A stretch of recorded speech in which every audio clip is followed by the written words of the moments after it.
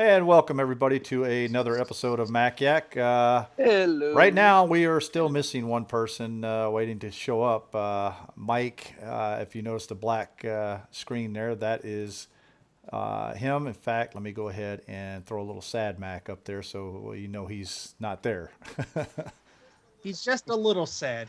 We're just gonna reboot him. He'll be There we fine. go.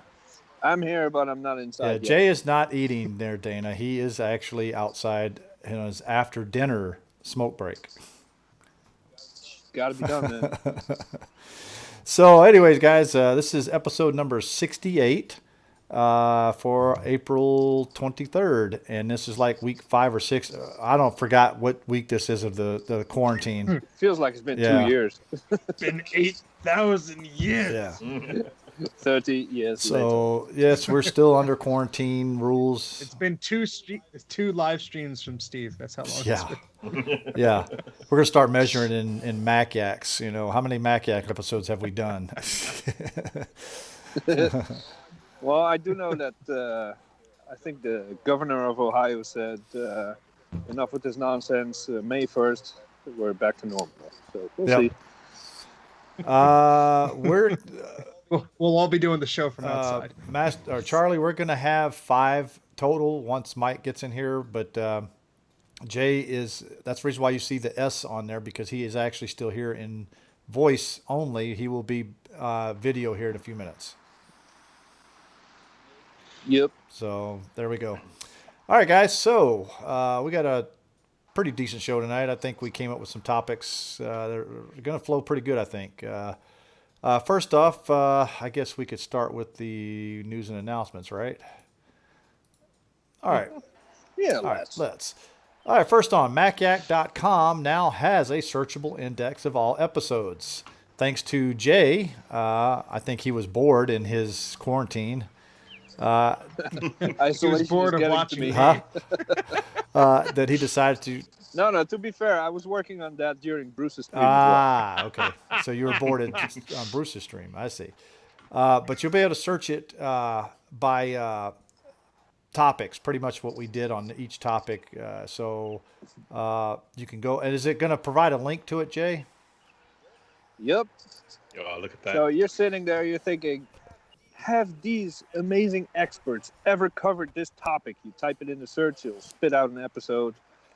And Then you can go watch it. You say, hey, when was Dana on the show? Or when was Ken on the show?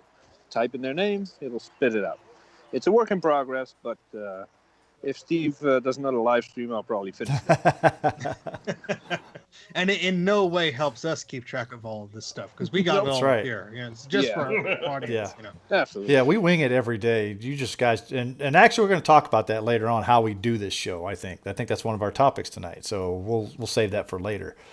But Yep. anyways, the next news, Mac Yak is of course a video podcast, but we're curious if you guys would like an audio only version that you can download from a podcast provider like iTunes.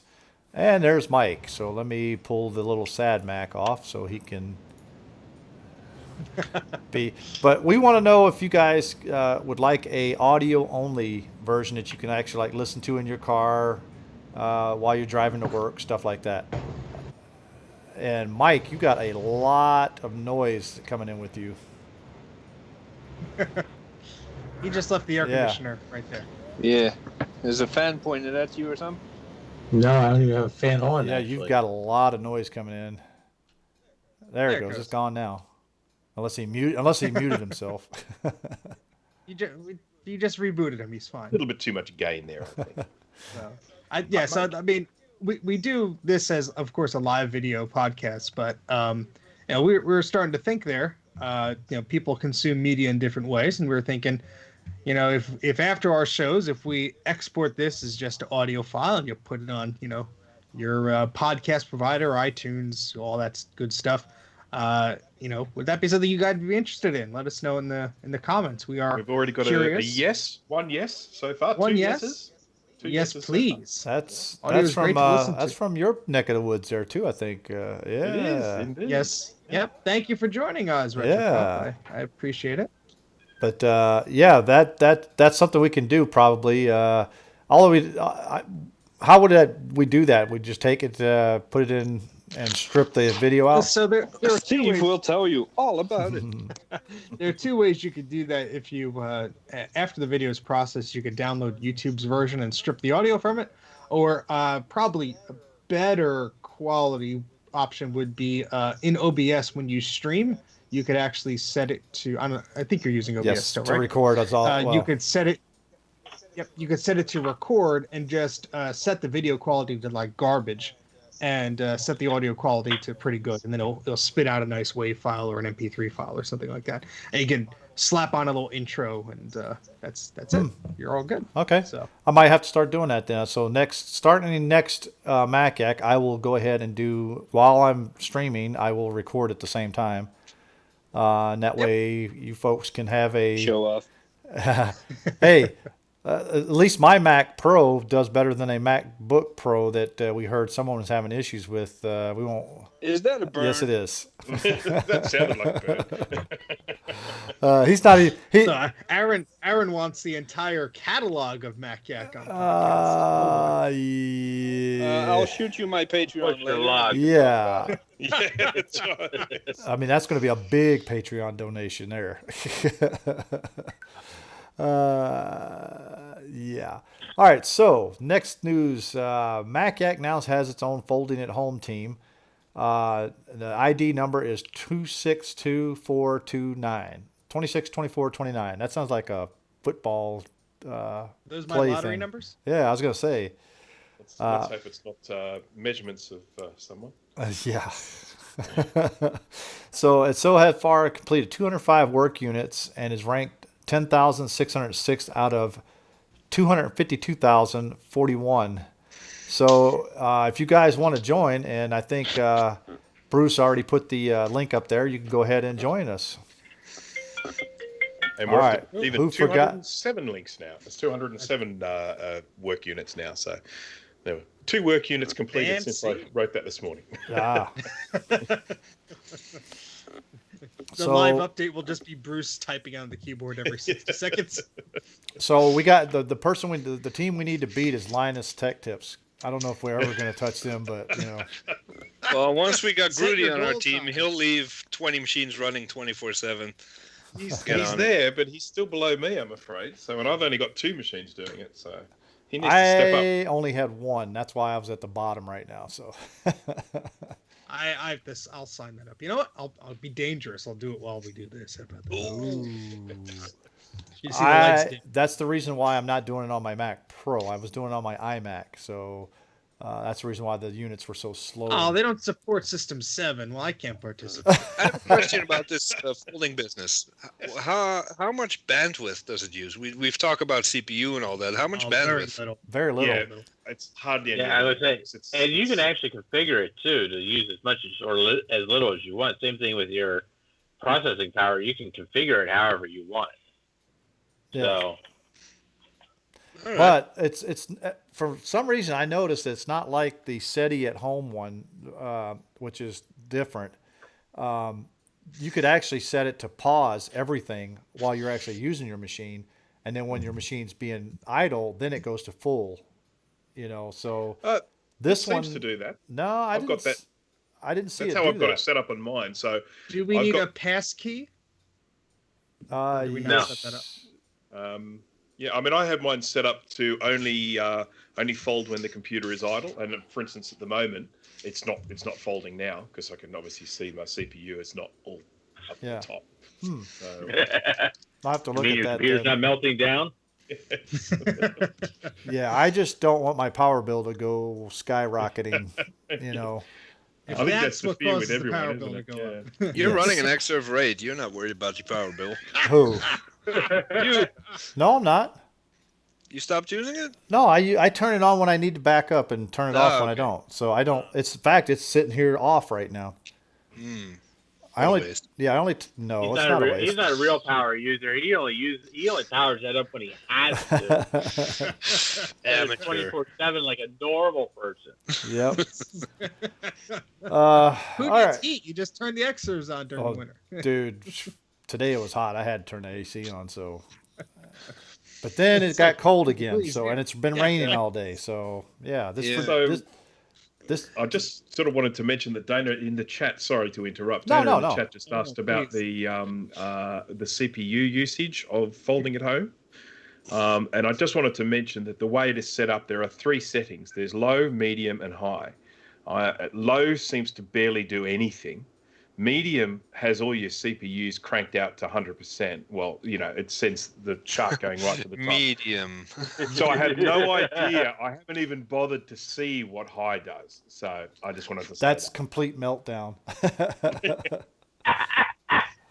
All right. So I guess we could go ahead and get into our first topic for this evening. I'm going to like this one actually because I have a lot to talk about on it. I should pull up the PDF.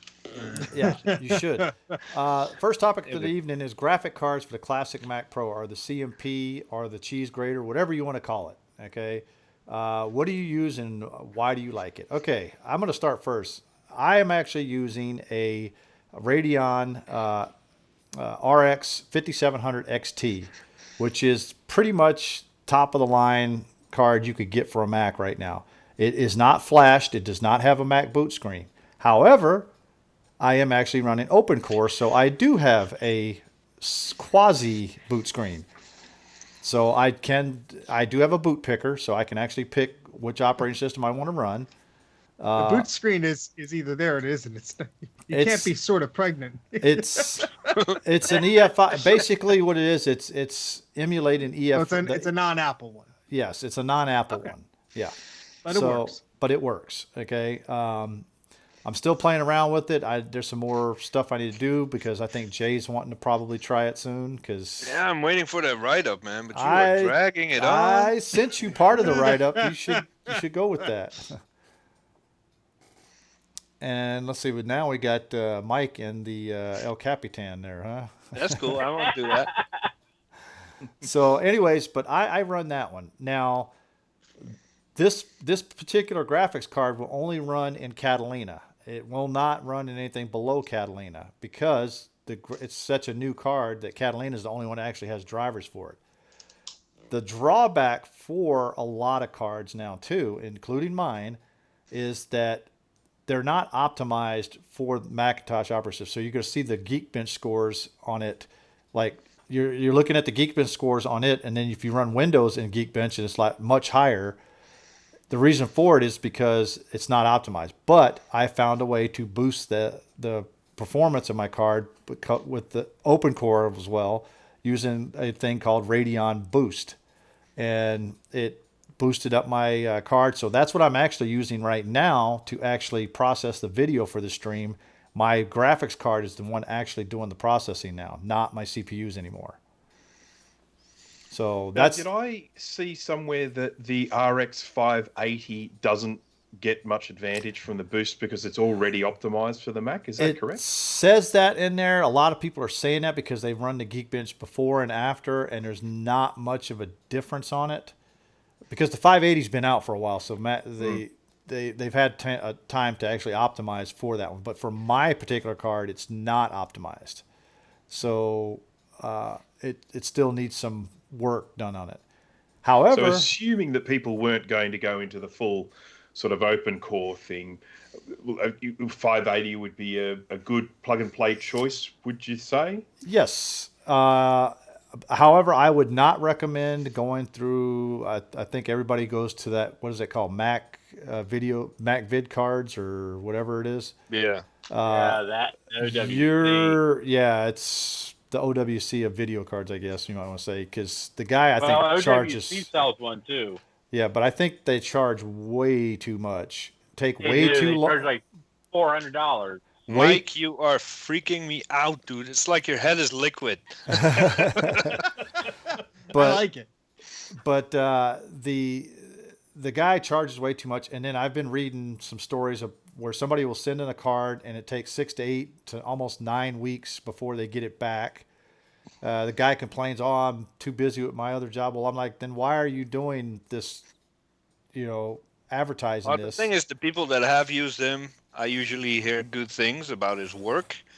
But when it comes to turnaround time, customer service, if that's what you want to call it. That's non-existent. Yeah. You send your card off, you get no confirmation that it was received. Could be a week, could be a month. You just got to sit there and wait until it comes back. Yep. That's it. Pretty That's much. why you learn how to do it yourself. About the Radeon RX 580, Mhm. I just put one in my Mac Pro.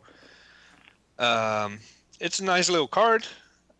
For me, it was not an upgrade. I get the same benchmarks as I did with my Radeon R9 280X. Mm-hmm. So, meh. But and I did some real world testing as well in Final Cut Pro, importing video, rendering an effect, exporting with compressor, dead even, exactly the same as my old card. But Mike, he went to the same card, the RX 580, but he came from an ATI, so it wasn't even an AMD yet, 570. Oh my So god! I came boost. from the dark ages into the modern world. Yeah. And I have no idea what the hell happened. Which card did you have before? Was the 5670? 5770 Yeah. HD, which was actually, gig. this is funny. This is the base model card for my 5.1 Mac Pro. Yeah, Uh, good card though. yeah, it's all. I still use it every day. It runs El Capitan on my 1.1 at work. Yeah, and you have a good point. Sorry to interrupt. The 580 does use significantly less power than my old R9, which is the only reason I'm keeping it. Because I was like, I just spent $200 on this card and it's not doing anything for me. But when you look at the power draw, like, okay, I'm saving myself some heat and some money down the road, not using this much power. So, But a question for you, Jay, because you said that you can't use that one slot now because it's too high, correct? I can. It's not a. It's a two. What do you call it? A double wide card. Uh-huh. Is that what you call it? Yeah. But it's double wide plus a few millimeters. So the card that sits on top of it, for me, it's a Sonnet card, which is about the same width as the 580. So I'm blocking 1.5 fans of the graphics card. So that thing is sweating its balls off, trying to stay cool. So I had to move that, which is my boot drive. I had to move that to an X4 slot, which doesn't really affect my performance. But I am kind of bummed that I cannot use my second 16-speed slot for my boot drive. So I have to find a smaller NVMe or put my USB 3 in there or I was something. gonna say just throw your USB 3 there because then you're not blocking the fans then. So You're describing my exact configuration there, GT. So I've got the RX 590, and then I've got the USB 3, and then I've got the Sonnet on top. So now see, my problem is because the RX 5700 is a little bit wider than two cards, pretty much about 2.5. It's almost. So therefore, that slot is completely unusable for me. I can't even put a card in it, even a small card. You should experiment with one of those PCI extender cables, I could do that, yeah. because it's a waste to just kiss that slot goodbye. Oh, I know. But I mean, so what video cards do you guys use, Steve? So I'm in the same boat as Michael is. I have on my 2012 Mac Pro, I just have the 5770 with a gig of memory. And you know what? It drives my 30-inch cinema display. I get no boost, I guess, from Final Cut Pro rendering or anything like that. I'm only running High Sierra, though. It works for me on the Mac. I've never really, needed a very powerful graphics card because I always have a separate machine for games that I would think there's like an NVIDIA 970 in there. It's not the best, but NVIDIA. It's fine. I could care less what brand makes the I'm damn messing chip with that you. goes in the stupid thing. I know. I'm just saying I could care less the brand of the chip that's in the darn thing that allows me to go, oh shoot, pew pew, game, yay. I don't care. It works. But with the Mac, I never really bothered to upgrade the card, and I may do that eventually. That RX card sounds pretty good. It's going to take up the same amount of slots this one's taken up, and if I install Mojave, maybe I get some boosts when I'm doing rendering, or I don't know. But I've never really went crazy on the video cards, but I think that's also because this is the first tower Mac I've used since like the mid 2000s, and before that I had that was the G3 mini tower I had, the beige one. Uh-huh. And then it was just all iMacs. It was my 2006 Intel iMac and my 2011 Intel iMac. So I never really had the opportunity to put a graphics card in and see, what it could do. I was almost at the point of purchasing an eGPU at one point, but I didn't even have a Mac that would support it. I was just curious about it. But the iMac was, it was good enough for gaming. And then I forget what game I played. It was like one of the recent Tomb Raider ones. They did like a brand new spin-off or whatever. And nice background, Mike.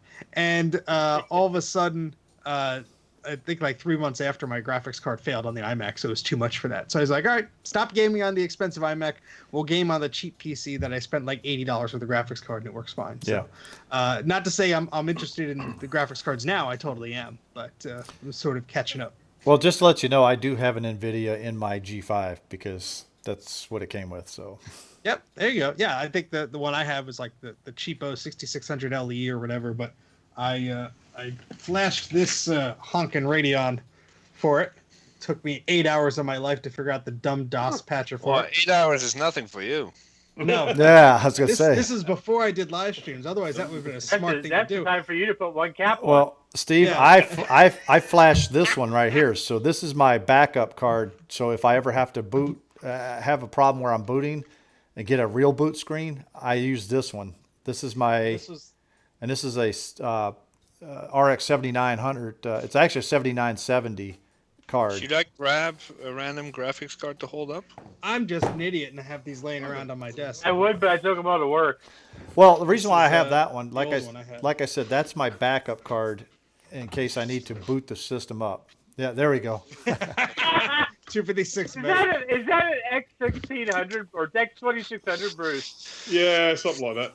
It's a really old one. Mine's great. I I have actually- all of 64 kilobytes.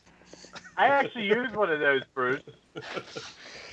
Yeah, this one had some overheating issues, so it still works, but Not for long. This card, what is it? The X1900 GT 256. This is great My on lord, a that's even G5. worse than the X2600. But on a G5, this worked great. I was playing On a UT with you G5 guys is when an I awesome first met card. you. Yeah. So, yeah, that's me. See, my G5 is AGP, so I'm stuck with my Radeon 9600 with my G5, Yep. which is actually the best card you can get for a G5. Yeah, that's not bad. I mean, you're not going too crazy on it. Well, that's the best thing you can get on an AGP. I think that's the most powerful thing they made. I think that's the same card I got on mine, Mike. Probably. It's a pretty popular one. Oh yeah, because it plays Unreal, full graphics, everything maxed out, no problem. Well, I actually found out that I can play Unreal Tournament on my Quicksilver with the GeForce 4 MX with 32 megs decently. I'm not saying it's, Oh, yeah. it's definitely not a G5 with a 256 meg graphics card, but it's very playable. I used to play that game on like medium settings on my dad's old 450 AGP, graphite G4 with like the included 16 meg AGP AGP I think that's ATI the card. GeForce 2 MX. No, it was just the Rage Or card. it's just oh yeah. It ran fine, but yeah, I'm sure it didn't look the best. But anyway, back to the discussion. Yep. No, Well, we're I'll tell you this though: if it wasn't for needing metal support, I would probably still be running my 5770. It's one of the most reliable cards I've ever used. So Yeah, I actually capable. I actually still have by one of today's those. standards. Yeah, and I have another 580 sitting in a box behind me. Let me see if I can reach it. Oh, maybe, almost. Yep, there we go.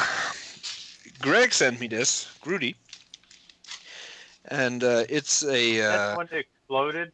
yeah, it's a gigabyte model. So I have the FX. I don't know, something with an X and an F. XFX. That FX, yeah. And so I pulled that apart took the MOSFET off that exploded, and now I'm waiting on a replacement from China, which should be here in August. Make sure you quarantine it for about 2 weeks before you touch it. Oh, Lord. It's self-quarantining through the mail. The Yeah, I'm Postal not Service worried does about that. it. So if I can fix this up, I'm gonna test it because the thing about graphics card is I don't know the difference between all these different brands. Like you want to buy a 580, you have 20 different brands to choose from. Mhm. Like what's the difference? One optimizes the clock speed, one optimizes the memory, one does this, one does that, 4 heat pipes, 2 heat pipes. So if I'm able to fix this, I'm going to test it and compare it to the 580 I have now. And maybe this one is a little thinner, or we'll see. Should be fun. Yep. All right. So, anything else on graphics cards before we move on? Yeah, we what's just your wanted to guy? No, go ahead, Bruce. mention a couple of things. So, because I was on a what was it? It was a ATI HD 7950, and then I just recently upgraded to an RX 590. Mine is also a gigabyte model. So, but I just wanted to make mention for anyone who is putting one of those in a classic Mac Pro, that they have, the one that I have anyway, has the little plug with 8 pins rather than 2 with 6. So, and I just wanted to sort of mention that apparently with the little 6-pin ones, they're capable of outputting, I think it was 75 watts, whereas the 8-pin is 150 watts. So you can't just take a single 6-pin and rewire it to an 8-pin. You have to get one of these, which takes 2 of the 6-pin inputs and then combines them to create one single 8-pin output. So you then are using both cables to get enough power to drive that display. Or you could just Or- do the Pixless mod, Or do the Pixless mod. which is what I did to so- mine. So, Yeah, which of course that is the other option, is to do the Pixless mod. You could do it, but this is an off-the-shelf solution. This cost a couple of dollars. So if you're sort of not wanting to go the whole hog and do the Pixless mod, I can tell you this does actually work, because this is what I've got with mine. And even when I'm cranking the GPU, it doesn't seem to have any problems. But I'm driving the 3 problem monitors with- from it. the So problem with that is when you have a card like this. that's another story. That then becomes a Pixless mod. Yeah. Yeah, that's what I got on my R9. What is a Pixless mod, we are being asked? We are? Ah, Yes, no. we are. Oh. Trina. I will let Jay, since he has the What? write up on it. Dude, I'm still digesting my dinner here. Come on. Ah. Basically, there are several ways to go about this, but you take a cable, which you can buy online, and I can link to it later. You buy a cable, and it has 2 8-pin plugs on the end that you can convert to either 6-pin or 8-pin. And the whole idea of the Pixless mod is that you run that cable through your Mac Pro to where the power supply is connected to the board, and you kind of splice that cable straight into the power supply. The idea for this was that the 2 6-pin connectors on the board of your Mac Pro are not able to supply enough power, and graphics cards are not able to properly balance power across their ports. So people got random shutdowns and all kinds of... There are stories out there of people melting their Mac board and damaging it. I've never personally seen it. They say it happens. But yeah, basically you're bypassing the logic board and you're going straight from the power supply to your graphics card, and that allows you to hook up pretty much any graphics card you can fit in there. Vega 7, I think, is the best card you can get right now. As long as you stay within the power supply limits, which basically anything you put in there, if it draws 500 or 600 watts, that's a weird card. Yeah. And not everybody needs it. I wrote a follow-up article.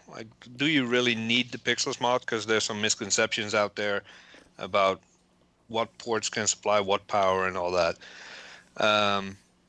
I don't need it for the cards I run. I thought I did in the beginning, but I don't. But I still like it to future-proof my Mac. You know, if I decide to put a Radeon 7 in there or one of these latest AMD cards, at least I can. Yeah. So. I tell you And what, of course, though, it allows you to run 2 graphics cards as well, if you stay within the power supply limits. You can power one from the board and one from the Pixels mod or stuff like that.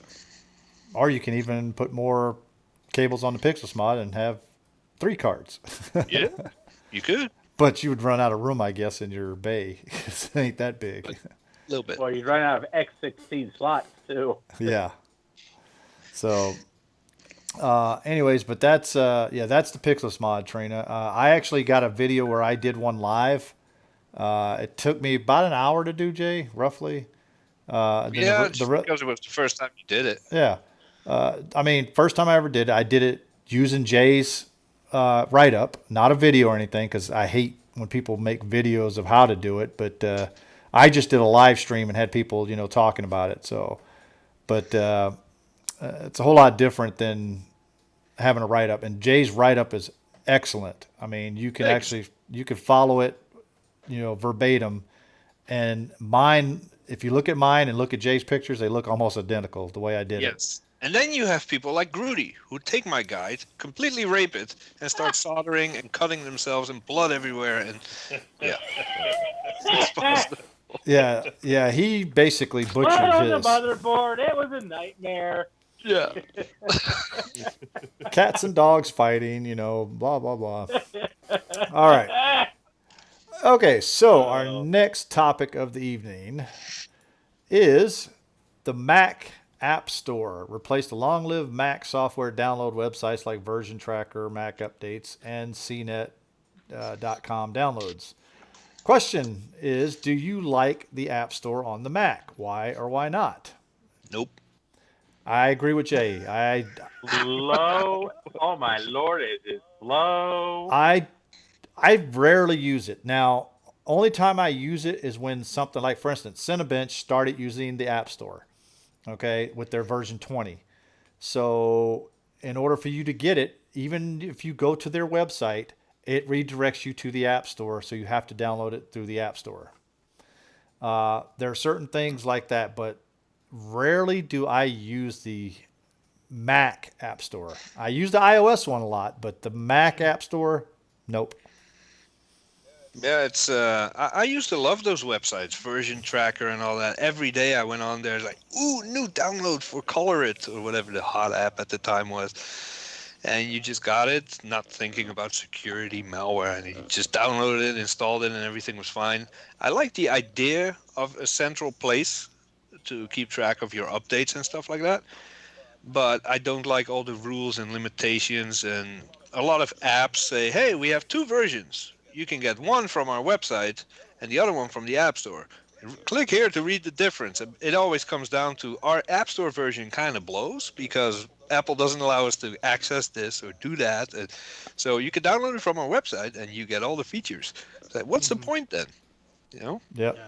Yeah, I find that a lot, especially what irks me is, when you're searching for an app, and Microsoft Remote Desktop Connection does this, when you're trying to find just like the older version, I just don't want the App Store one. I want the older one. I don't want it on the App Store. And you have to like shovel through like loads of crap just to find it. And, I started storing that stuff locally because it's like that stuff is going to disappear one day.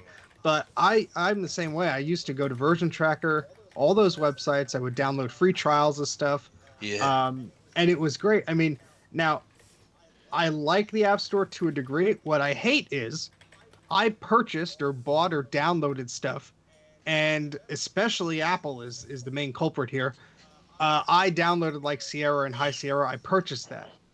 Now sometimes those they just go bye-bye. They're no longer there on the App Store. Yes, they were free. Maybe it wasn't a purchase, but there was a transaction. I got the app. I could download it. Now in the iOS App Store, I've seemingly able to download pretty much any app that is still available. It still works on that piece of hardware. But Apple just seems to be very picky at getting stuff off that store. Well, the one thing I will say is for someone who is new to the Mac, someone who is not as geeky and tech savvy as we are, the App Store is a good way to download apps from a secure place that it's been through these trials and tribulations. Apple has approved it. It's safe to get. and you're all well and good. You don't have to worry about going to some fishy site, clicking on a Yeah, banner. it's and great getting for some my crap or 4-year-old. whatever. Yeah. It's fine for people who are not maybe like us who would prefer to get their stuff from a different place.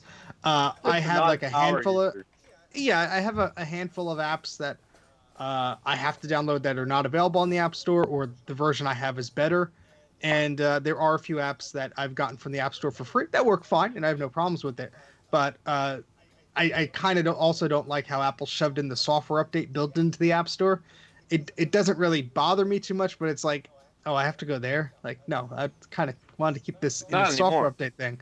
Yeah, but oh, really? They changed They it? put it back in system Oh, preferences well, now. I'm still stuck in High Sierra land, so Yeah, okay, well that's Mojave good. and up, it's back in system preference. Like, hey, we did a good job up until 10.6. Yeah, you had that in back to Mac OS 9. It was its own little control panel. You did your software updates, and bada Yeah. bing, bada boom. Yep.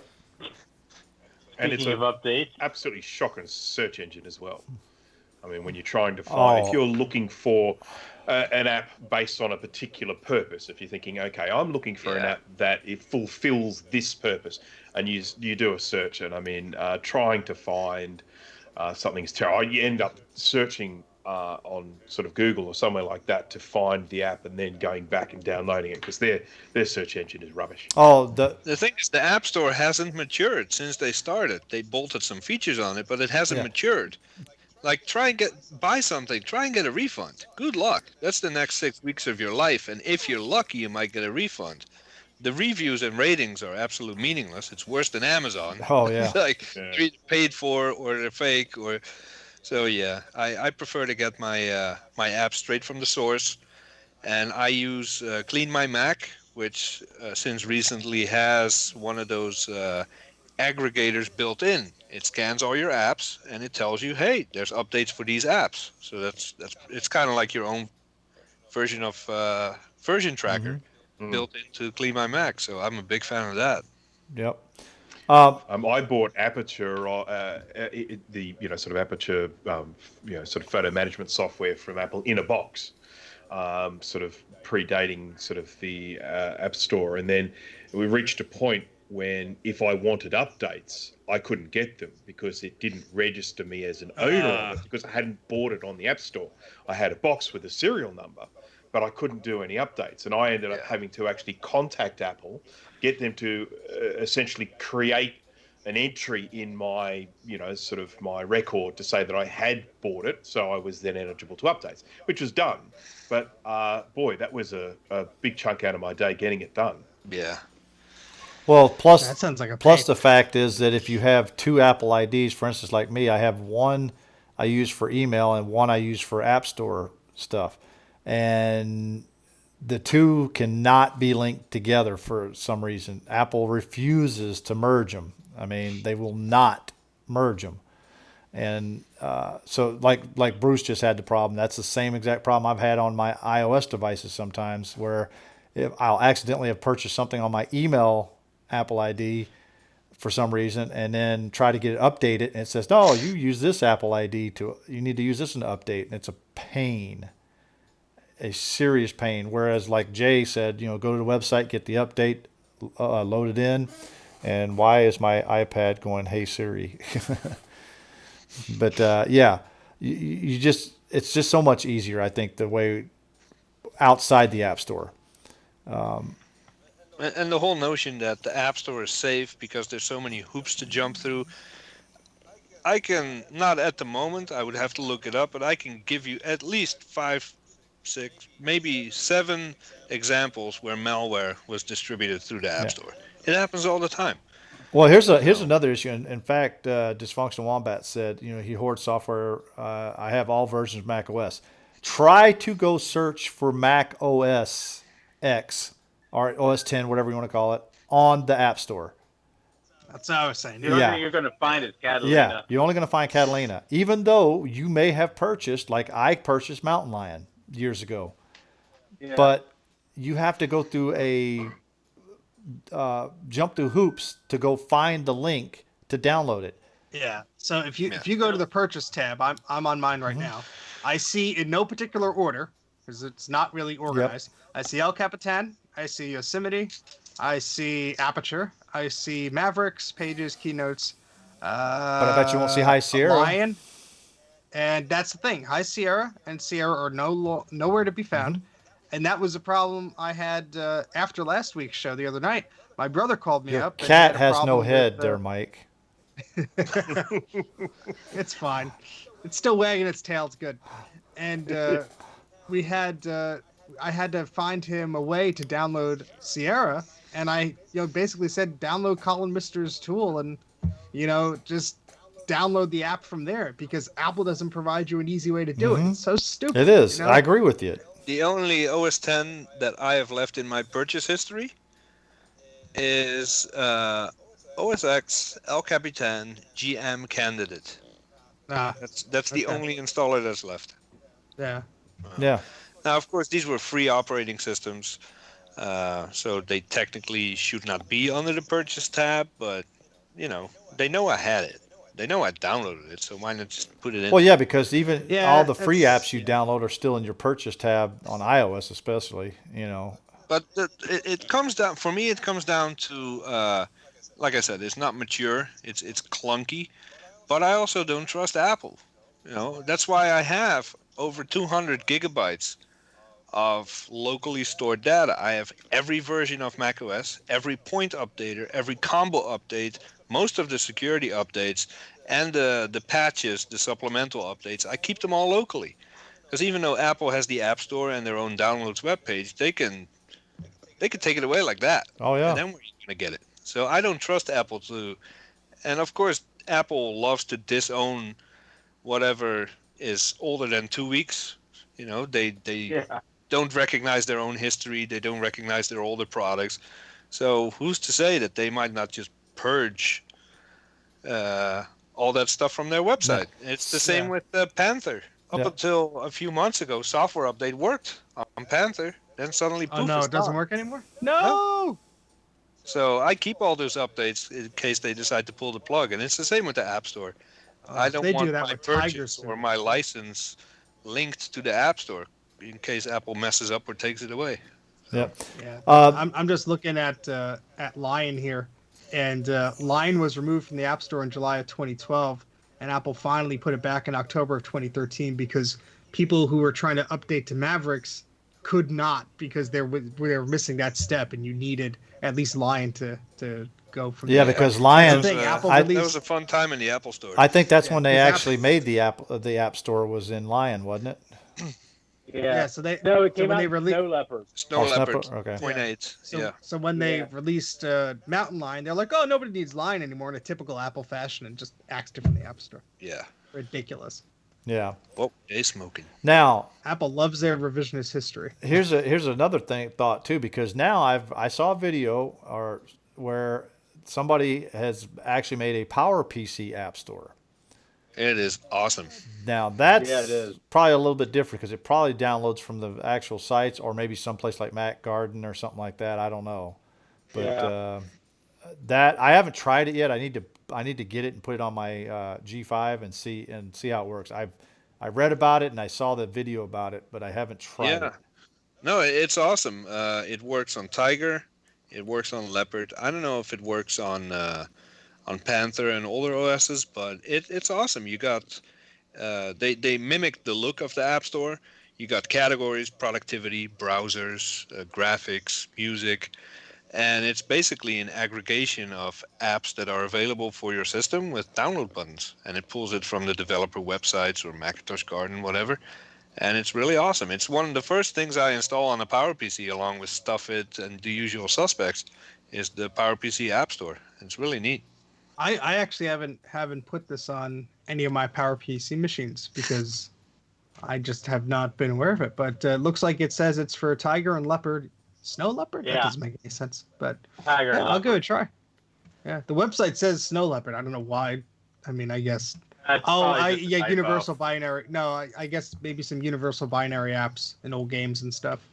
I can see And that. I've been in touch with the developer, nice dude, and I offered to help him with product screenshots and all that stuff. Unfortunately, I never got around to it because I made the offer when it was nice and quiet, and then I got busy with other stuff. But yeah, if you email or reach out, he's very responsive. He would love your help if you want to help. So definitely check it out. It is a universal binary, so I could double click on it in Oh, High Sierra. Matt's text says it's for And, snow leopard because of Rosetta. Ah, yes. Makes sense. That's true. Yeah, makes sense. Good old Rosetta. Yep. Yeah. So that's the reason why. Back when Apple actually allowed you to use an older platform on your newer platform. Yeah. Yeah. You know, like the entire 1990s. We don't want to rewrite the whole OS. How about an emulation layer? Fine, do it. Yeah, but it worked. All right, guys. So we're going to go ahead and move on to our next topic for the evening. Topic is what device are you most productive on? And we're not talking about YouTube watching, okay? Even though we want you to watch our videos. Or Facebook. Okay. Our Facebook, social media, actual work. I'll start it off with, but my Mac Pro is my most productive one.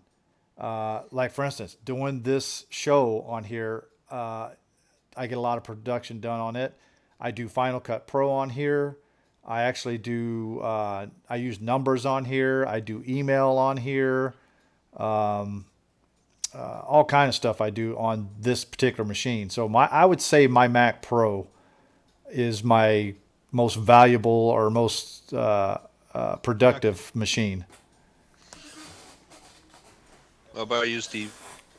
I could use either a laptop or a desktop. It really depends. As long as I have, I'm comfortable with what I'm doing. Some programs I could use the trackpad on.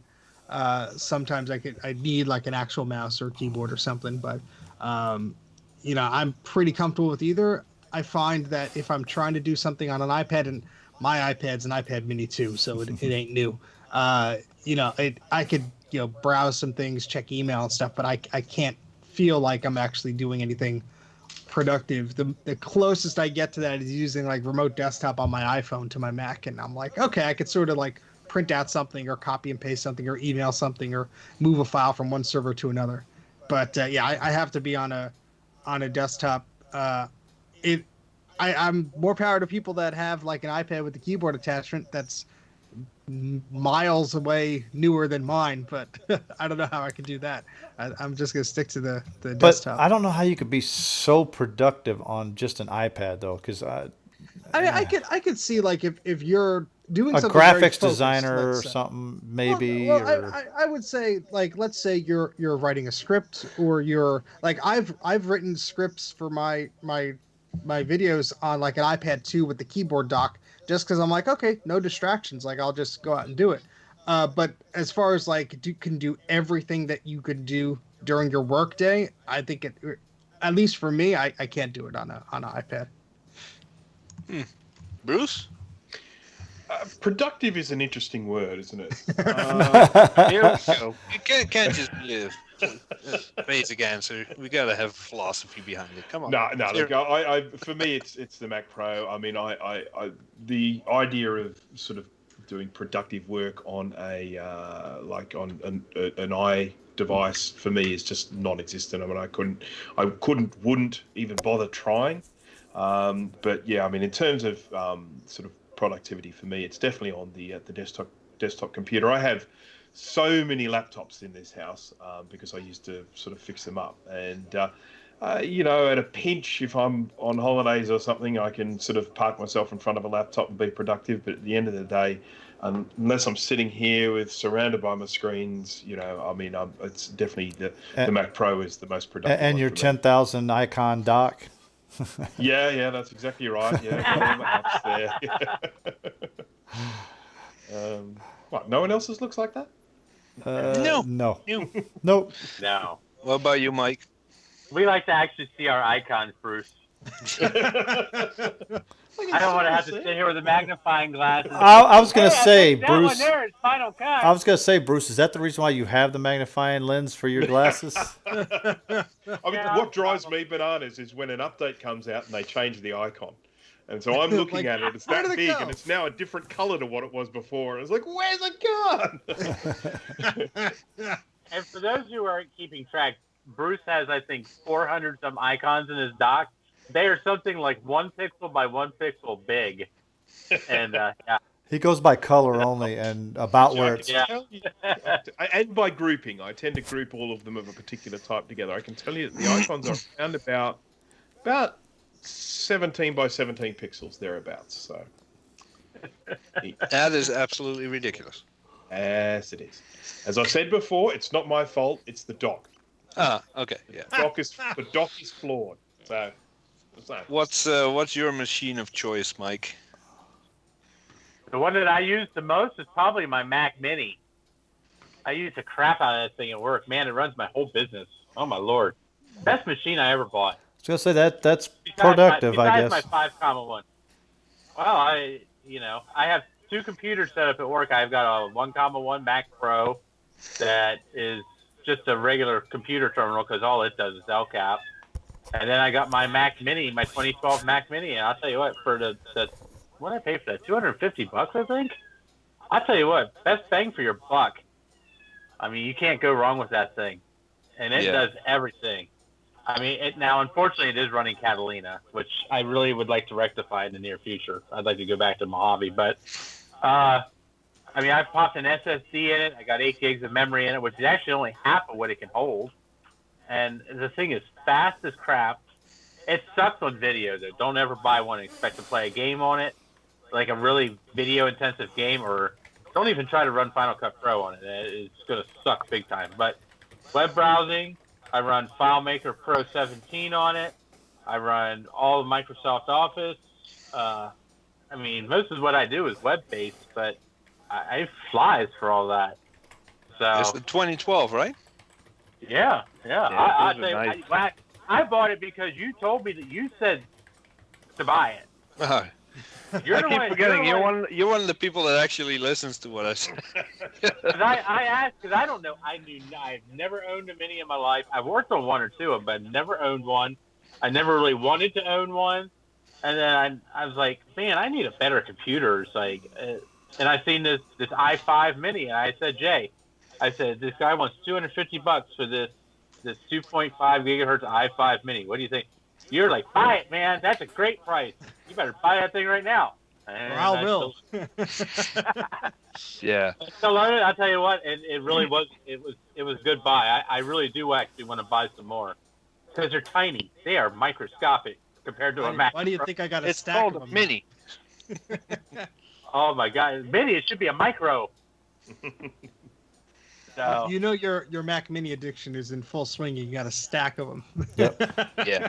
only you have a freaking stack of Mac Minis, and all 4 of them are different. They're not even the same machine. He's got a G4, a 1.64 Intel core. That's why they're all in the a stack. just That's a why- core. A core They all solo, I have think. their different purpose. Oh my lord! And they all run different operating systems. And, That's exactly why they're there. I call it the Tower of Power, but trust me, my one processor, my Mac Pro's got more power than that tower does. But it is cool though for what he uses it for. He's got a great thing going there for the various machines for various things, and they're still tinier than a Mac Pro. Yeah. I can't tell you how many times I'm like, I need to do something in Tiger. Oh, there we go. There you go. Get the G4 out.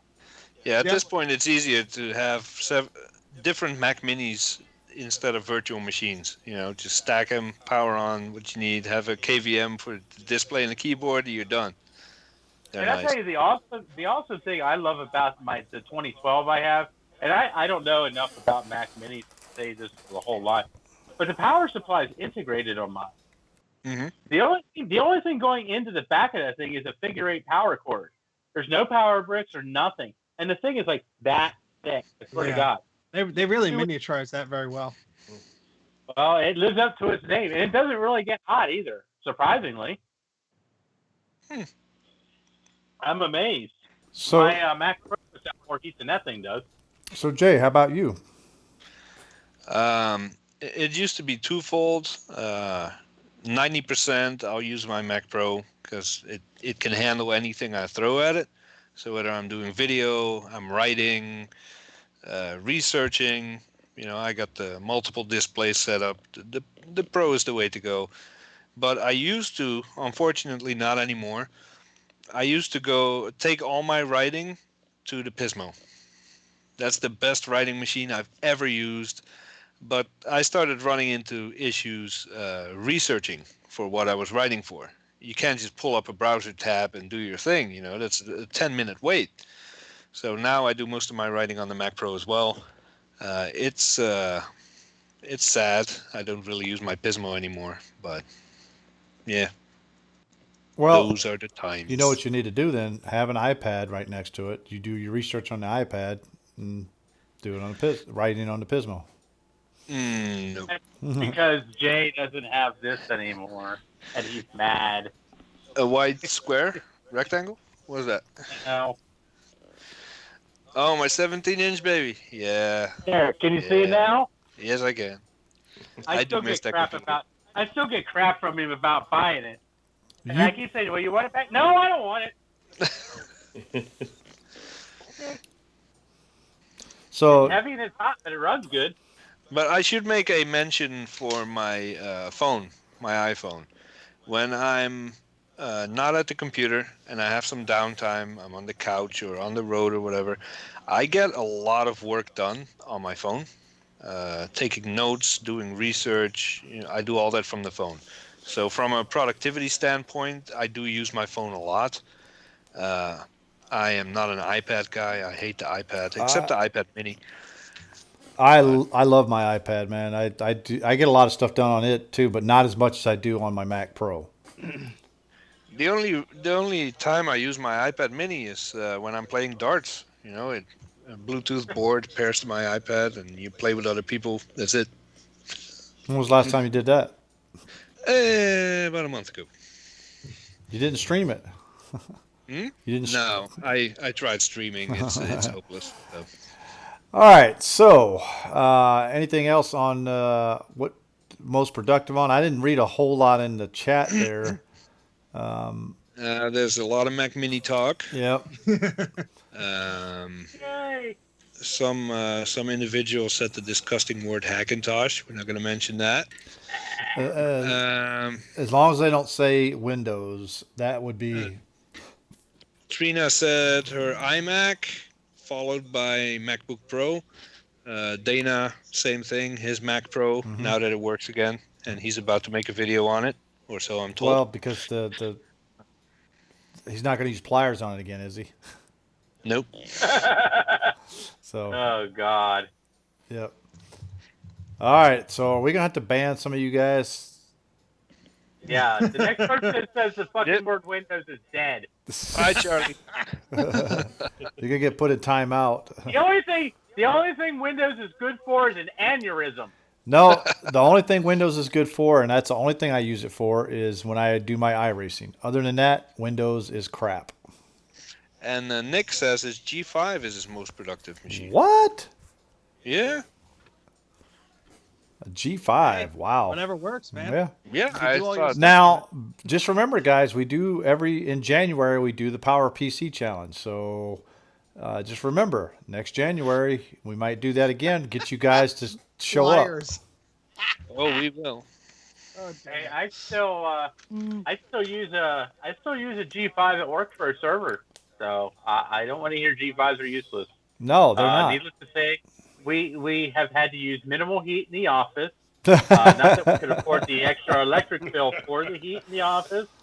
But actually, in all honesty, my G5 runs ice cold, and I have never heard the fans come on full blast, short of me actually pulling the air deflector out of the case.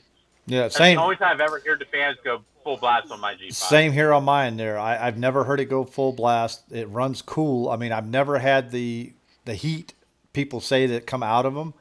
Even when I'm running a high intensive CPU program, it still, doesn't come, the fans don't ramp up and it doesn't get that hot. I've just never seen it do that.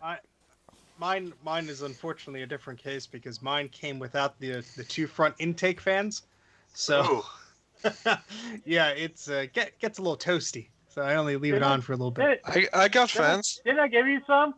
You did. They're for so that bracket is for the older generation. So unfortunately, it doesn't slide in there. But It does. I've seen I'm Greedy thinking- do it. But I tried and it don't fit. I- There's you- a you just- power You need to watch connector. Greedy's video. He Well, makes them fit. well, there you go. You just said he makes them There's fit. a hammer involved. There's hammer. There's- Super there's a glue little- and instant will fix There's anything. hammer. There's hammers Yeah. and blood involved.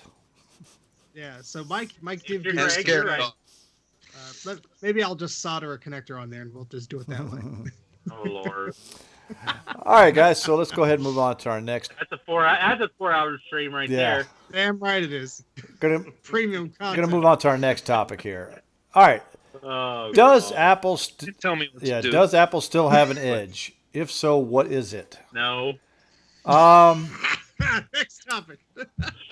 To be honest with you, I should say, go ahead. at the moment, no. But they Well, let me will tell very you why I soon. suggested that topic. There's a friend that works. He's a professor at a very big design school in London, and he mentioned that they've been moving away from Mac for some time now. And Surface tablets are cheaper. Windows is cheaper. You could put it on cheaper and more machines. You're not tied to Apple hardware, and it gets the job done almost just as well.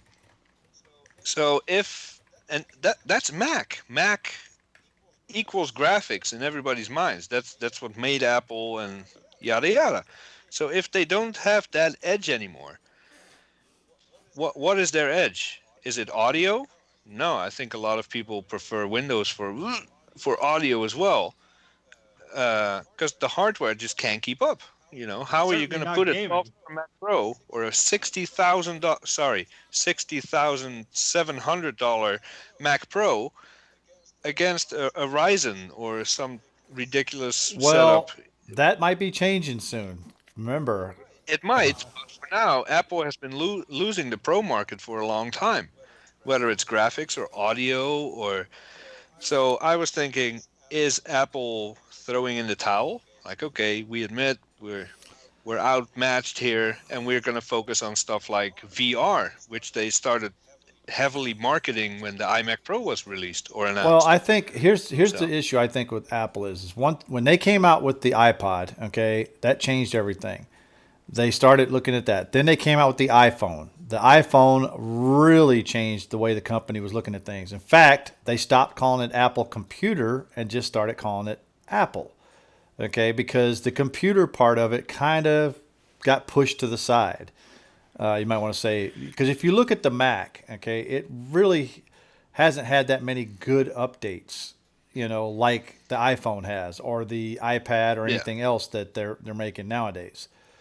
So to be honest with you, I think that's the way Apple is going. They're going more to the mobile market versus because look at the new iPad Pro that just came out. They're making it look like a computer now. They're saying your Right. best computer or your last computer. But this is focusing on the hardware. But I also want to throw in this question. What gave Apple the edge when they had an edge? Was it their hardware or was it the operating system? I think it was the wonderful balance of Mhm. both. And unfortunately, as we've seen with apps like Aperture and things like this and Final Cut Pro initially, Apple has been ignoring its pro customers to a large degree in a way that I think has been a very deep cut for them, because hopefully they've seen it, and that maybe was the reason why they actually made a Mac Pro that was a Mac Pro. But there was like, the updates that they were going to release for Final Cut Pro to add this or add that. I know there was some back and forth between like the whole refresh of the UI and stuff that like people didn't like. And then, they would stop supporting Aperture. They would stop releasing updates for Logic and stuff like that. And it's like, I think they're just ignoring a lot of their market because that's probably not where they're making a lot of their money. And it sort of bleeds down into macOS 10 as well. I love the operating system still, but I have not upgraded to Mojave or Catalina because there hasn't been a feature that I'm like, wow, I need that. It's like I could just run this. Yes, there are security implications, whatever. I'm still okay for it. I don't have to run out and buy a new computer, run out buy a new piece of software because I don't. There's not that big difference. Every year there used to be a huge Mac OS 10 push, and it was like, great, we're getting Jaguar, great, we're getting Panther, and it was these monumental changes.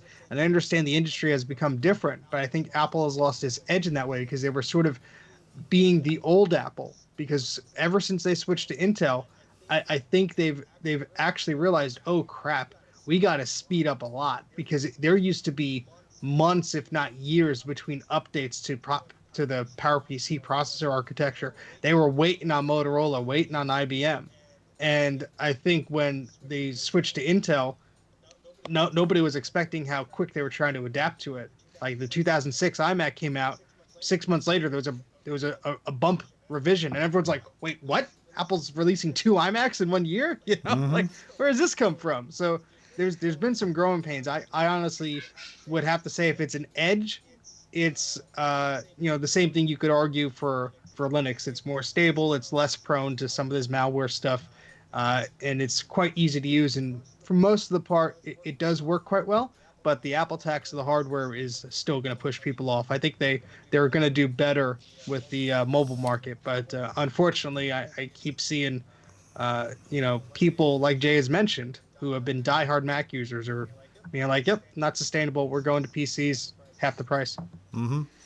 There's a lot of people stuck around with Mac because they invested tens or hundreds of thousands of dollars in the Apple hardware, the licenses, and the compatible third-party hardware, scanners, big machines, lab equipment. Like, you're going to stick with that because you can't justify another $500,000 just because you want to do it a little faster. But that turning point, I mean, for a big arts design school in London to say, okay, we're done, we're switching, that's a lot of freaking money, dude. So that's Apple should really take note of those kind of things. I agree with you. I think, like you just said, Jay, that the cost of Apple products is probably what's killing them right now because they haven't really lowered their prices any. They've gone up ever since they realized they can get away with charging $1,000 for a cell phone. They've been off the reservation. Yeah. It's like, okay, we tried this. I lost a bet. Tim Cook was like, okay, if I lose this bet, I'll price it at $1,000. He lost. He did it. People actually went out and bought it. They're like, wow, okay, new Mac Pro. We don't really care. We're just going to string them along. Wait, we just charged $1,000 for a cell phone. If we make this Pro, we can charge 50, 60, however many thousands of dollars. And get this, we could charge $700 for a set of wheels, and people will still or $1,000 for a monitor stand. As long as people I keep think buying it's it, they're not going just so disgusting how Apple has positioned themselves as this luxury brand. It's like, you're not. You're a technology company. You make some pretty nice stuff, but you know what? I'm not going to pay a crazy amount of money for a Mac Mini that I could, build the hardware, elsewhere for a third of the price. Yeah, you're going to give us the software and all this other stuff, but come on. You got to lower it down to normal human being levels. I mean, I think we would all agree that the Mac Pro, from a hardware perspective, was an improvement, but the price is it's a little insulting. I mean, I'm an Aperture user, have been for many years, and when they basically abandoned support for that at version 3.6 or whatever it was, what they were basically saying is that, okay, we had Aperture, we had Photos. Now we're putting the Pro Tools into Photos so that you can move across to Photos. But no, I mean, Photos has never had the same feature set as Aperture. And I've waited for Apple to actually step up and, add the same level of features to Photos, and they haven't. And so my option is to go from Aperture to a competitor's product. Not rather than an Apple product, and I think that's a huge mistake. I mean, where they might be just thinking, oh, people are just going to jump across and use Photos. Pro users aren't. because photos is for families, for Photo home That's so users. It's- bloated. photos is and to be honest with you, I don't even like using photos as it is. Yeah. I'm with Bruce. I loved Aperture. I had no problems with it. I loved it. Was pretty quick to load up a huge library of raw files, just like boom, and all the Yep. photos. It's like, oh wait, let's load up your burst photos. Wait, let's get your live photos. Wait, let's get those raw photos. Wait, is that HVAC? Let's. Yeah. And it's like, It's can I just like typical grab a Apple file fashion. and put it to the desktop? Yeah, they try to do stuff for you that you don't want. Take a picture, or better yet, take a video file out of your photos library, drag it to your desktop. Oh. You're gonna No. sit there for 45 minutes while it's doing some kind of conversion. And it never finishes. It never finishes. Never. I can't tell you how many times I drag. Oh, that's probably half the reason why all my projects are still on this stupid phone. I record like 30 minutes in total of 4K video footage. It's synced to iCloud or whatever. I'm like, all right, it might be faster going to photos. It's already on my hard disk somewhere. No, it's easier if I just plug in the USB cable. But I think what Jay was about to say is the sort of trick to get around that library thing there. Basically, you right click on it, you view. I think you have to view in the Finder or wherever you find it. Yeah. Go into your photos library, you explore the package contents, you find that date, you go through Apple's archaic numbering and naming scheme. Yeah. You can actually find the actual raw master file, because what it's doing is when you drag it out of there, it's converting it to something Yeah. else, and you don't need to do that. And Yeah, I wish there was Like you just said, a I go checkbox to the that don't master convert. folder and just take it from there. Actually, I stopped doing that as well. I haven't touched photos in forever. I just connect my phone, load image capture, drag it, grab it there, and drag it to whatever folder I need. I use image capture. I actually went back to the way we did things 10 years ago because their app sucks so bad. Mm-hmm. I wish there was. I wish there just was. For my purposes, if there was a toggle in Photos to say, "Don't convert media I'm dragging to my desktop," I'd use it. But whenever I open it up, it's like syncing, it's bombing, and this is on a 2012 Mac Pro. I can't even imagine opening this up on like a MacBook Air or something Oh like that. God, yeah. And of course, Aperture used to allow you to configure what it did, if anything, to a file when you dragged it Yeah. out. So you could actually go in and tell it what, if it was converting, this is what I want you to convert it into, or don't convert it at all. And as I say, these are sort of pro features that are just gone now. Yeah, and I love how Apple's Pro features is like you can adjust the contrast. It's like okay. Or even some of the things where you have a video that's not in a format that Apple's will recognize. I've actually had to get VLC put on my computer just because there's a lot of formats that Apple just refuses to recognize, in the operating system. So even because QuickTime is pretty limited on that too, Yeah. and even Yeah, Apple's always been that way. even if you do, does anyone have a stream open? I hear some sort of echo. It's so easy to distract GT. We just gotta put something in the Yeah, I know. No, I think it's good now. No, there's no echo. Shouldn't be no echo at all. You guys are messing with me now. See. We're trying our Yeah. best.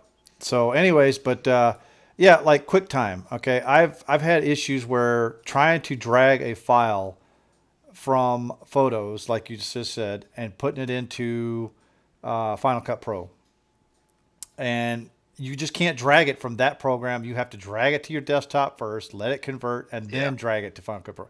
You can't just drag it from one Apple program to another Apple program. It doesn't work. Yeah, that's another edge they used to have, by the way. Mm-hmm. I think it was when the iMac came out. iLife, your digital media hub, everything worked. iDVD was able to import stuff from iTunes, from iPhoto. All these apps worked together. You had this nifty little remote for front row, and they pulled it off great. It worked. It was awesome. And they can't even do that right anymore. Because try to load a photo, try to import something into iMovie.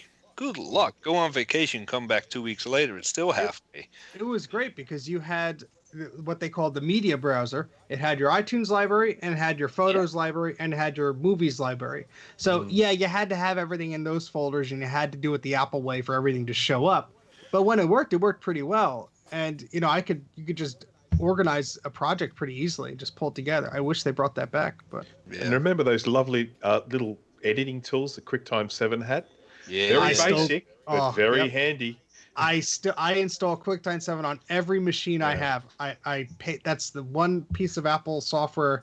I think I went to the Apple store with a gift card and they're like, nope, you can't buy it here. And I went on the website and I bought it and they gave me the serial number and I love that thing because it does. That's it does how I the- memed you yesterday, Bruce, where you go blah, blah, blah.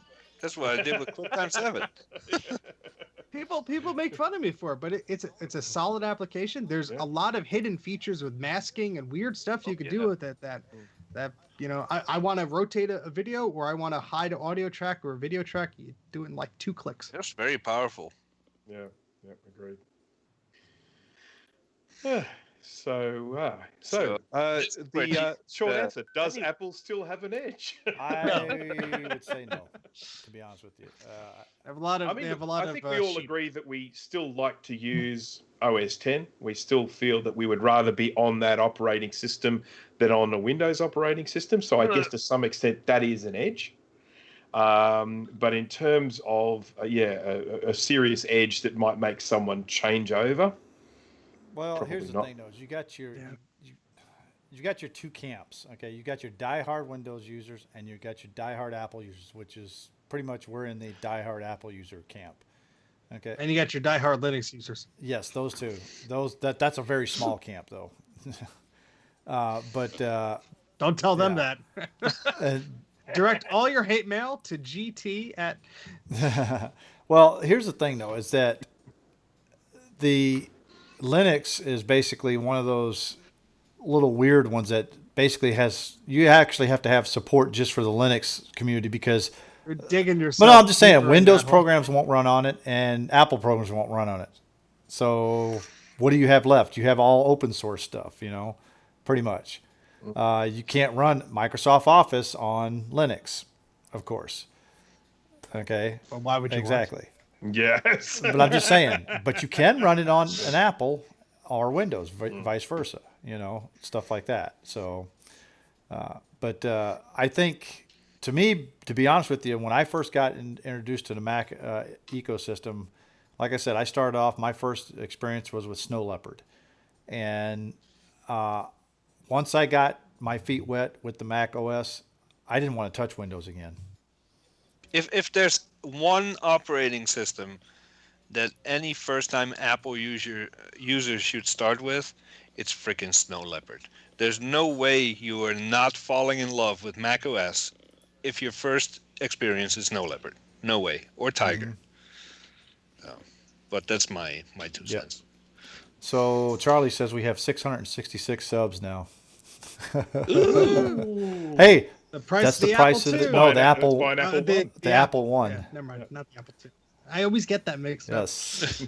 So I think someone just needs to give me an Apple One, then I'll fix it up. so we don't really have an answer to our own question. Does Apple still have an we edge? already said no. But kinda. But kinda. The only 'Cause we're okay, still here, the guys. only edge that I they think the problem is they don't have enough of the one. only edge that they have Yeah. right now is that they got so many people hooked into the Apple ecosystem. So Yeah, therefore, so it's a dull yes, edge. so therefore they can't escape from it very easy. For instance, the iPhone. Okay, once you get an iPhone and you start buying all these apps and stuff, you can't just like switch over to an Android and expect to have all those apps unless you pay for them all again. It's the same thing. And vice versa. If you're in an Android ecosystem, you buy all the apps over there. You switch to an Apple device. It's the same thing. You get stuck in it. Yeah, because I've seen Steve work on an Android, and I was really tempted to switch. It's like, wow, this is intuitive, user-friendly. It is awesome. It's Not- so easy. You push the wrong button, the partition of the memory space corrupts itself. It's great. I mean, I have to try because it's so locked down now. As a user, you don't have permissions to tinker with your own system anymore on Mac OS. but on Android, one button and you're screwed. Well, I wouldn't say that, Jay, you're because fine. I've been tinkering with BioOS here. I mean, OpenCore is kind of like messing with. I would say that is more of the advanced level. Yeah, because of what your normal user would be because doing. I actually have to turn system integrity protection off in order to tinker with mine. I think I've had There's your problem. since they introduced it. Huh? I've had SIP disabled since they introduced it. Yeah. More, it's not any meaningful purpose to it. More like an FU to Apple. Like, you don't tell me what to do with my Mac. Yeah. That's it. I mean, SIP, all it does is basically protects the integrity of your operating system. So, say for instance, some rogue program decided to change a file that the operating system needed, it would say, can't do that. Okay. But you know how hard it was for me to test malware with SIP enabled? Yeah, probably hard, very hard. Yeah. Because it wouldn't even let you put malware on, would it? Oh no, they found some really clever ways around SIP when it first came out with it. Yeah. So. But I digress. All right, so I think our answer is that Apple has lost its edge, but it still has a slight edge. Yeah, it's starting to dull. The edge is starting to dull, I would say. I would say their iOS edge is much stronger than their Mac hardware edge. No. All right. So we got one final topic tonight, guys. Then we're going to. We could do the. Check. Yeah, I just do that. We could do that on Skype, or not Skype, but Discord if we want. We could. I don't think we're gonna make it if we try it now. Exactly. So Or save it for next we week. could save that for next week too, if we want. Yeah, that might be going for a while. I mean, it works for Bruce. He says, "I'm about to do the big reveal. Will it work? Come back tomorrow for more." So we could do the All same. right. Like, So- like next week.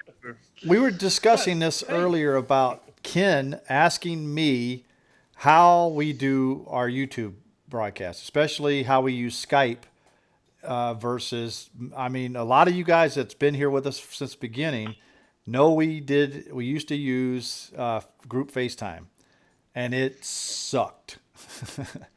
It never basically worked for what we needed it to do. And the floating heads just gave a lot of people, seizures and stuff like that. So, So, Like we would be at almost 800 subscribers, but a lot of them stroked yeah, out. So. exactly. The last action they did was they clicked the unsubscribe Yeah. button. So, Almost. a couple weeks ago, Ken from Computer Clan asked me if he actually texted me and asked me, how do I do the broadcast here? So we thought we'd explain a little bit how we actually make this. And then we're going to talk about some of the guys' YouTube channels, how they make their content as well.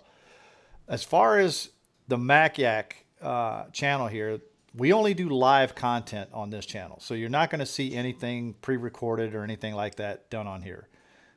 So everything you see is live. You can go back and watch the stuff that we've done live in the past. But, we're never, ever going to do anything pre-recorded as far as I can tell, unless we do some audio stuff. There's a big risk associated with that. You never know when Bruce is going to drop an F-bomb or Exactly. Well, for one thing, one of the things that we actually had to change was because YouTube now went to this kid-friendly thing. So we actually had to make this not kid-friendly. And the reason for that is not because we might drop the random F-bomb or anything like that. It's because then we couldn't see you guys chat, because YouTube does not allow the chat feature if you are kid-friendly.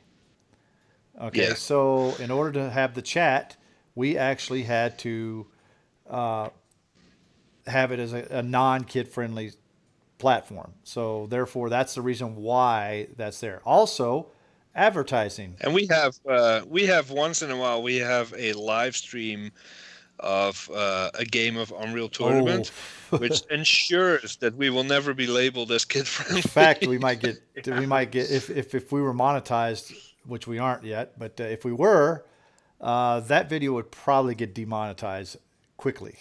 That All would right. sink the So show. what do I use to make this show? First off, So we are it Huh? now? I thought Yeah, it that's was- what we just said. We were talking about Oh, this. okay. Yeah.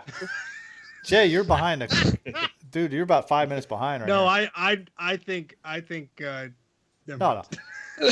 But anyway, Yeah, I thought I it was had the- too late to start this. But Well, never mind. That's what I okay. thought. Why don't Whatever. Let's just keep on going. Steve, quit thinking. Okay.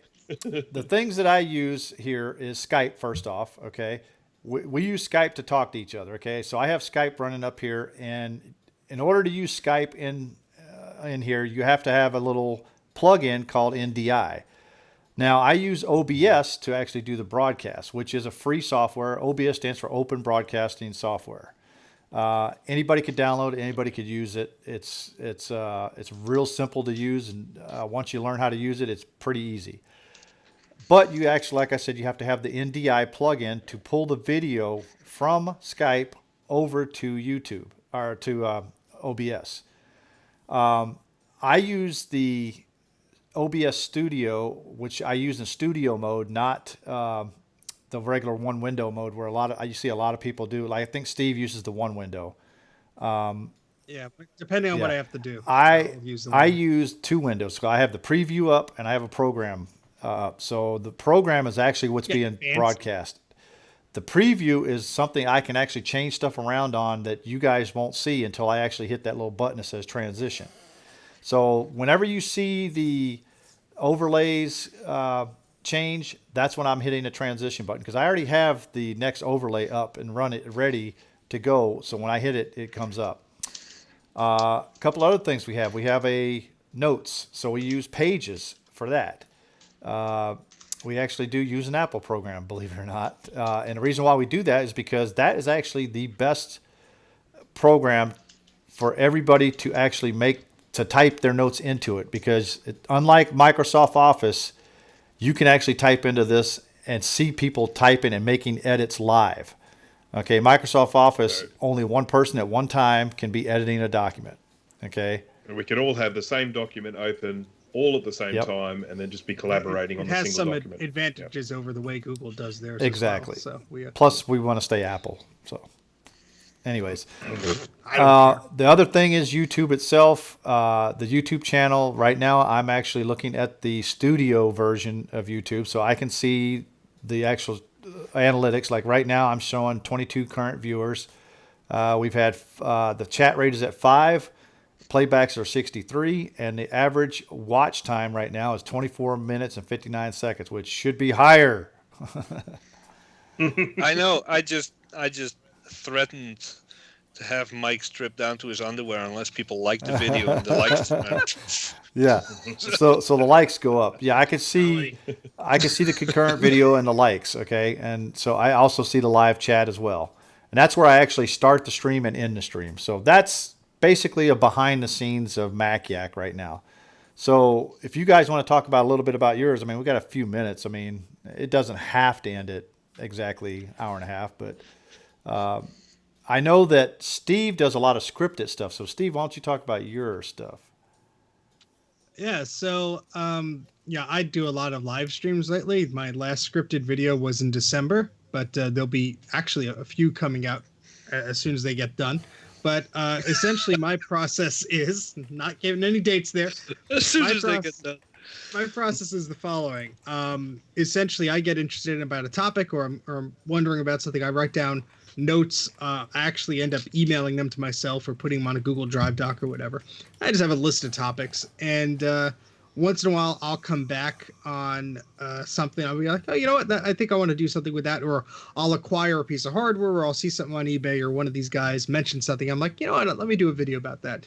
And I start just putting in bullet points. I just start with the list, bulleted list, what I want to cover, what I want to show.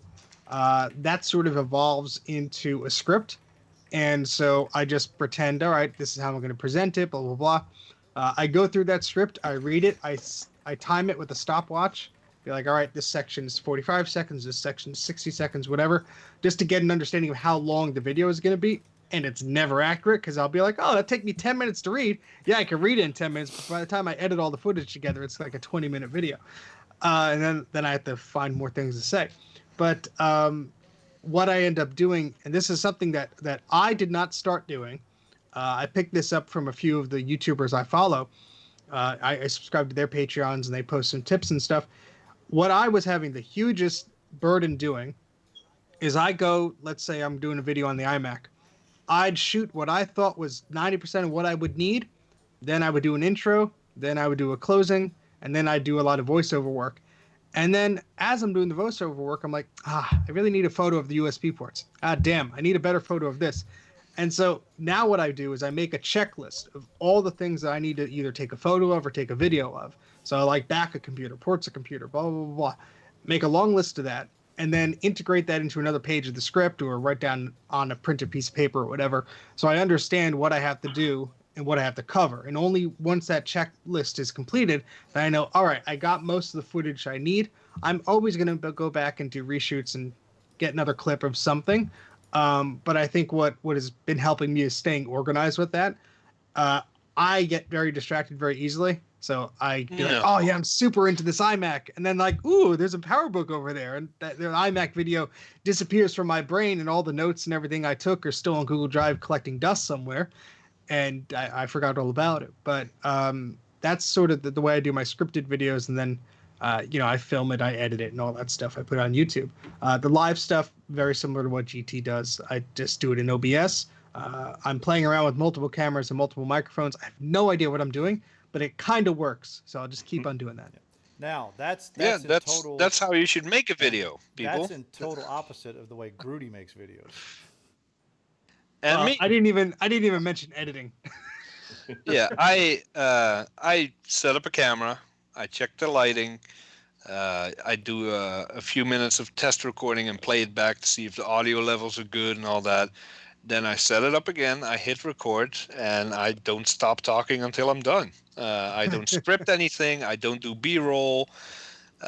Editing is color correction, slightly checking audio levels and clipping, speeding stuff up. The only time I've ever done B-roll is for my excerpt videos, where I do little flyover things, and I kind of don't do that anymore. I just cut it all together and upload it. So. Yeah, I know with some of the stuff I've done, I need to improve my audio because I usually just use the audio from the iPhone, and I know it's picking up a lot of background noise from the pipes and the HVAC in my basement there. So I got to improve that. But your videos are pretty good there, Steve. So.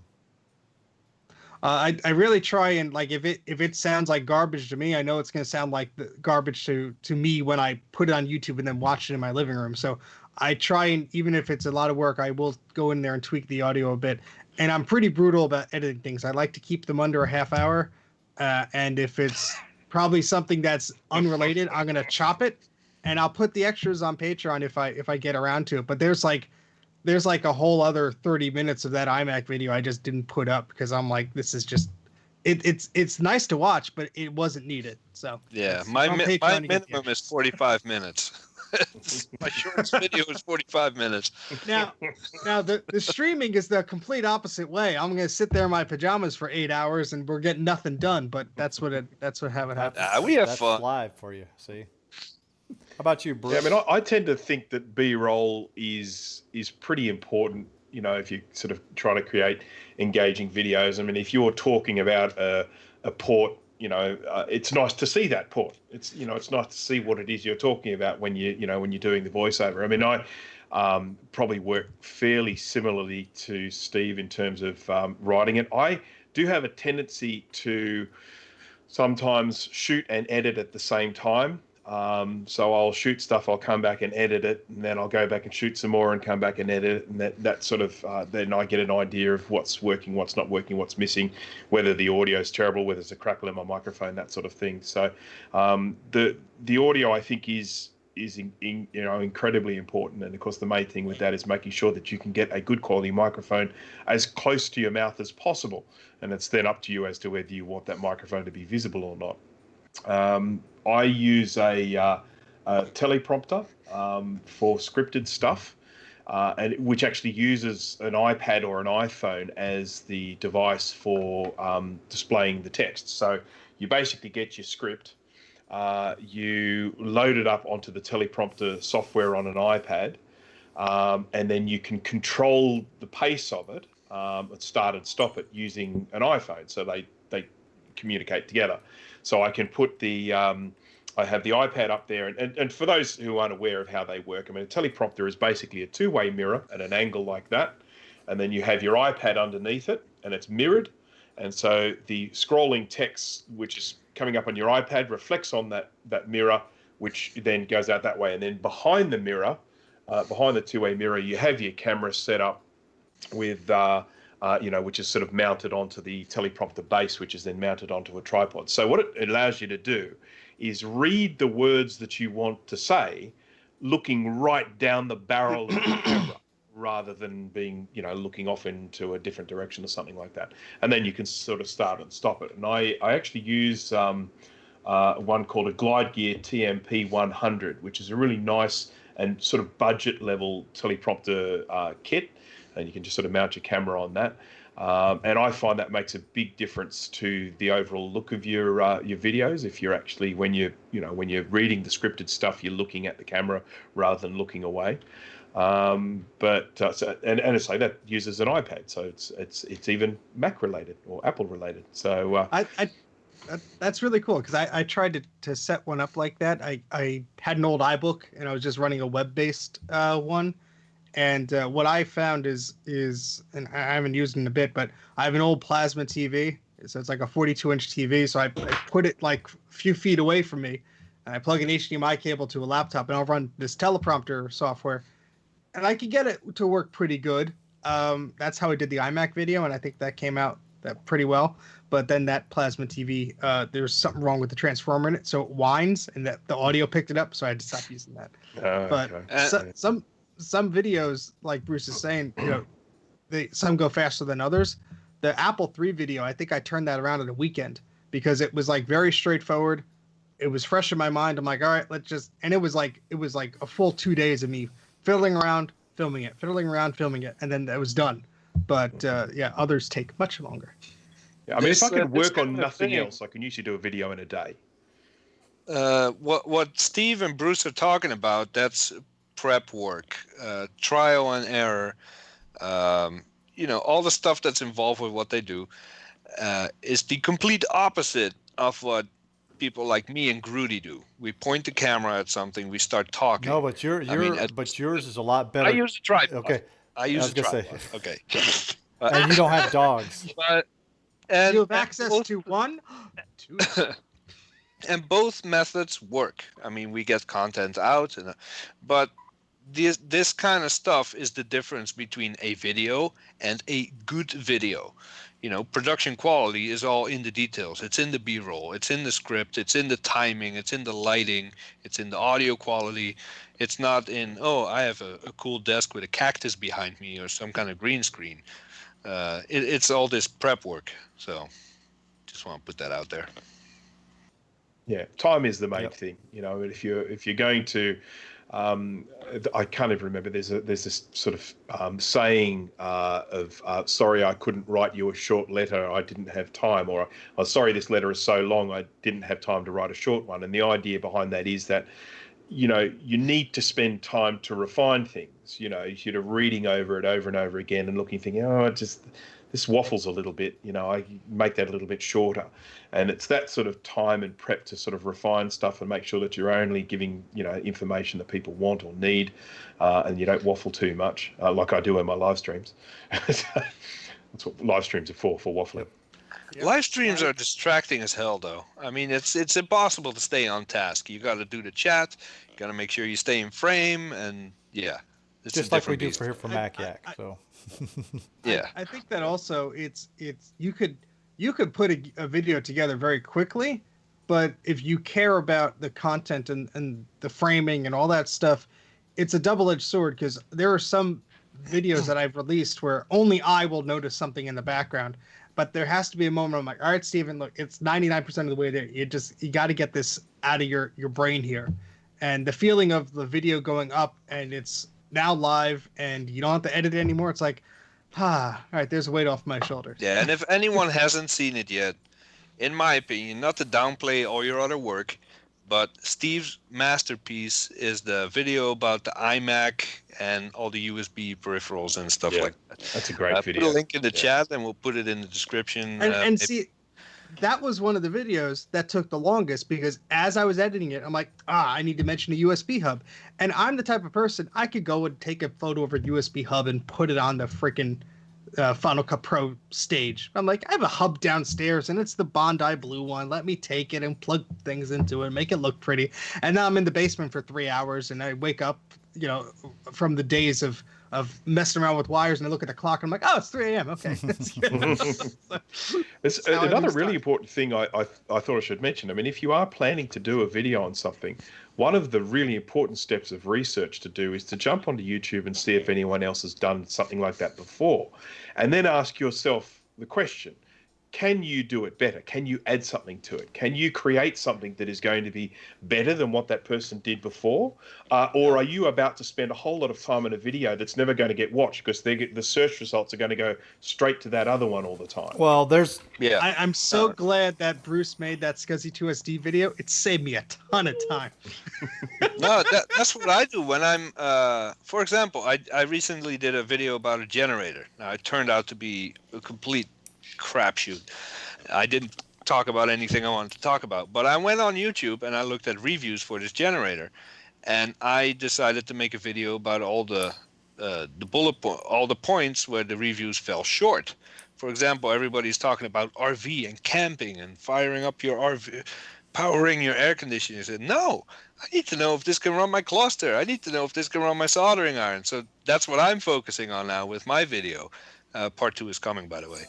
But yeah, research on YouTube is very important. I did the same with the Xsurf series. I tried to cover all the stuff that wasn't covered in those other videos.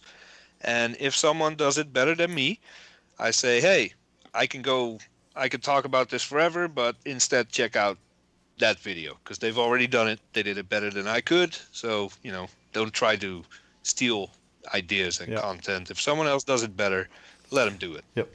All right, guys. Yeah, that's go ahead. And that's just I know just piling on top of that. That is something that's very important because you also don't want to do what I did when I was doing my video game channel. I spent like a month doing research on something that was important to me. It was a Super Game Boy thing for the Super Nintendo.